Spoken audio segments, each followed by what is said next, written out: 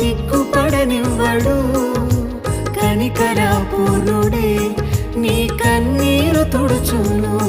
సియోను దేవుడే నేను సిగ్గుపడనివ్వడు. కనికరపూర్ణుడే నీ కన్నీరు తుడుచును. అసమానుడైన వాడు అవమానపరచడు నిన్ను. ఓటమి ఎరుగని మన దేవుడు